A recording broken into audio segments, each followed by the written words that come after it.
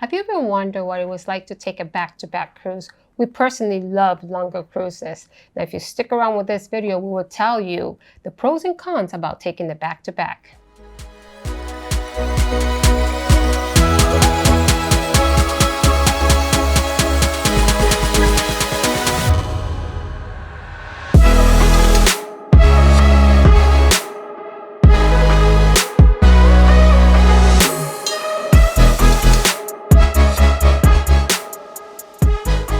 Hey everyone, welcome back or welcome to Mimi and Me Travel. I'm James. And I'm Mimi. Today we are going to go over everything you want to know when considering a back-to-back cruise and if it's right for you. The pros, the cons, the good, the bad, the ugly. So don't forget to leave us a comment down below if you have any questions about a back-to-back cruise or if you think we may have missed anything. So let's go ahead and get into it. One reason that we love our back-to-back cruise is because it gives us more time to settle on our vacation. When we have a 7-day cruise, you usually get the day 4 blues. Anyone who isn't familiar with the day 4 blues is when you're already on your day 4 and you only have a few days and you know that your vacation is coming to an end and you have to pack and you have to do all this crazy stuff. And times go by so fast. Now, when we have a back-to-back cruise, while everyone else is like depressed because the vacation is coming to an end, we're just starting to settle our vacation ourselves. Yeah, no one likes the day 4 blues because you've only got 2 more days before you're packing. So that's why we kind of dub it the whole day 4 blue on that. Yeah. Next reason we like back-to-back cruises is because it gives us more time to learn the ship. If you're like us, most of the time on a new ship or a new to us ship, usually takes a few days to acclimate to everything, know where everything is, what we like, what we don't like, and especially where we want to go eat. On the cruises that are less than 7 days, they're even worse in my opinion. Like the 4 and 5 day cruises, I honestly don't know how people do it. And they're worse for several more reasons: younger crowds, rowdier crowds, and just generally stuff that we would prefer to stay away from. We're going to have another video later in the future about that whole topic there. Now, another reason that we enjoy our back-to-back cruise is that we're able to cover more grounds and explore more ports and have extra day and extra time to come back to the port that we actually like. On our last Mediterranean cruise, we visited Naples twice, and we got to do 2 different excursions, and which were awesome, by the way. And on our upcoming cruise that we will be doing also a back-to-back, and we're going to be doing in the same ship, which is the Sun Princess, which we already traveled in the Sun Princess before, and we love it, so we're going back at it again. And this time we're going to be doing, the first week we're going to be doing the Western Caribbean, and then the second week we're going to do in the Eastern Caribbean.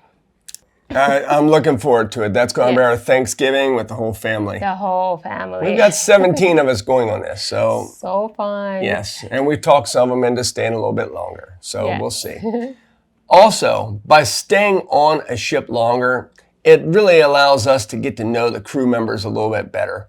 And people tend to feel more like family. We've actually got a lot of the dealers, the hosts, the pit bosses, that sometimes we'd even consider them our friends, and we look forward to seeing them. So, but you really get to know them, as well as our cabin stewards, and we've even met other passengers that have been on back-to-back with us before. They become really good friends, and we tend to plan our cruises together now. I mean, all the way across to Europe. From a cruise we met here in the Caribbean, we decided, hey, let's all go on this. The back-to-backs and longer itinerary cruises tend to feel more like home on vacation instead of a room on vacation. It gives you that extra time to really settle in and unpack and really relax and enjoy that journey and the start of your vacation. Now, for some cons, there aren't many, but we still have to mention them. And we really don't consider most of these cons, but you may, so that's why we're going to cover them. We sometimes see as a plus, but some may consider as a negative when you have to visit the same port twice. If you didn't like that port and you're there again, it's like, well, you know, sometimes if that happens to us, and it does happen sometimes, we just stay on the boat. We just stay on the boat and enjoy the peace and quiet. Next, if you don't like the ship that you're on, well, you're going to be kind of stuck and you're going to have to be bearing through it. This is also why we recommend picking out a good, high-quality rated ship and the best cruise lines that you can find. For us, that's why we recommend Princess as our #1 choice, followed by Royal Caribbean and Celebrity after that. We will sail on other ships, but those are our top picks, and we'll probably have more in another video in the future on something like that. Now, one thing that we usually find it's a big downside is when we return to port, the U.S. requires you to disembark, and that usually happens at the same time that everybody else is disembarking. So it tends to get a little crazy for you. It does. It's not an enjoyable experience, but you have to do it. Exactly. With that being said, a little story of how we learned this. Oh my God. Yes. I will start by saying is do not sleep in. No. Okay, don't sleep in. We did this our very first back-to-back cruise. It was out of Fort Lauderdale. We got back to port in Port Everglades, and everyone was getting off. We stayed up late that night, the night before, gambling. Yes. We had fun gambling too. We did. I mean, we did good. We had fun. But then the phone was ringing. It was probably, 9:30 in the morning or so. I'm like, why is the phone ringing? Who is calling me? And it kept ringing, and then we got a knock on the door, and they're like, you can't be here. We have to have a 0 count. Apparently it's a U.S. Border Patrol thing, Customs Border Patrol. They make you get off. So it wasn't a huge deal, but I'm telling you, we were packing, just packing up our general belongings, trying to get ourselves straight, brush our teeth, and hop off the ship. And talk about being rushed. Yes, they were on us. They were. The one security guard, he was a little bit upset. He's like, you've got to get off. You've got to get off. We got to have a 0 count. So we got out, we scanned our medallions, everything else. We got off the ship. And just to be put into the one entrant port where anyone that's cruised out of Fort Lauderdale before, Port Everglades, knows where you wait before you board the ship. Well, we had just got off. Well, now we're there. It's like, okay, now what? Then, as soon as we got off, they were ready for us to get back on. And they let the handicap people on first. Well, we kind of even beat the handicap people because they were going in the elevator and we took the escalator, and we may have been the first few people on board. We were absolutely the first 10 to 15 people back on the board.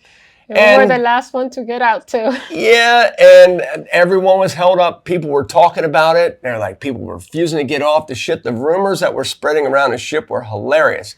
We're listening to them as we were sitting down there at the International Cafe as they're talking. Covering myself like, ooh, that's us. They have no idea that it was us. Well, anyone that was on that ship, it was us. We're sorry. I mean, look, they were only delayed by about 30 minutes. And sorry again. I will tell you this, we kind of felt like VIPs. We were last off and first back on. I was like, well, we got to sleep in. We got off. We got back on. I'm like, where's the negatives there? We ended up telling some of our friends on board that was us. They got a real kick out of it. But yeah, the first 2 days, we were listening. We were listening to people talk about that story. Yes. But to us, some of these cons can be avoidable or manageable. Overall, we still recommend you to do the back-to-back cruises or the longer cruises. We love it. We hope you also love it. It just gives you more time to settle in on your vacation. And feel like you're on vacation. Exactly. Absolutely. I 100% agree with that. We've just gotten into a routine where we really only take 14+ day cruises. Yeah. We try to get the rest of the family to do the same. Sometimes we understand people don't always have the time. Yes, and work and everything else. Right, it can get in the way. But if you have the time, I personally think if you like vacation, you like taking time yourself, and you like cruising, taking a longer cruise is a real great breath of air. That pretty much wraps things up. I hope you found this video useful, and I hope it may have even helped you decide on taking a back-to-back cruise in the future for yourself. We really appreciate you sticking around to the end of this video. If you liked the video and you want to see more content like this, please don't forget to like, subscribe, and ring the bell so you don't miss any of our videos in the future. So, until next time, pack your bags and let's travel.